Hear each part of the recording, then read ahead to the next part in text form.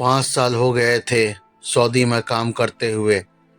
पहला 1 साल कर्ज उतारना, दूसरे तीसरे साल की कमाई बहनों की शादियों की भेंट चढ़ गया।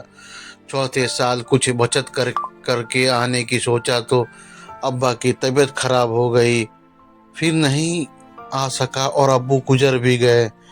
बूढ़ी अम्मा घर पर अकेली थी, लेकिन कोई बचत नहीं तो हिम्मत नहीं की पड़ रही थी। 5 साल सऊदी में रहने के बाद खाली हाथ घर जाऊं, लेकिन अम्मा की जिद और बहनों ने भी कहा भैया आ जाओ, हमें कुछ नहीं चाहिए, बस आ जाओ।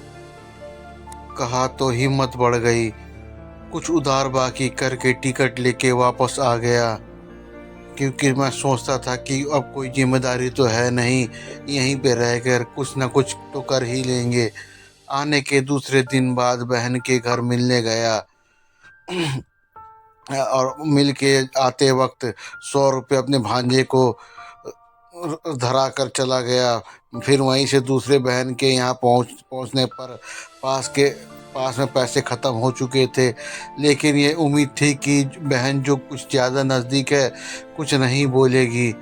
वहाँ से वापस होने पर भांजे के हाथ पर कुछ नहीं रख पाया। घर पहुँचने पर अम्मा ने बताया कि एक बहन का फ़ोन आया था। बोली भाई 5 साल बाद सऊदी से आया था और मेरे बच्चों के हाथों पर 100 रुपये रख कर चला गया, इतना तो हम फकीरों को दे देते हैं। दूसरी बहन बोली कि 5 साल बाद सऊदी से भाई आया था और मेरे बच्चों के हाथ में 10 रुपये भी नहीं रखा, लेकिन मेरी नाक कट गई। ससुराल वालों के सामने वो खाली हाथ चला गया। मैं वहाँ खड़े अपने पिछले 5 सालों की कमाई का हिसाब लगा रहा था। उफ, ये परदेश।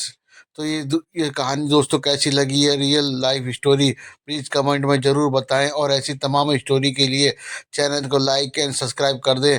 थैंक्स फॉर वॉचिंग दोस्तों।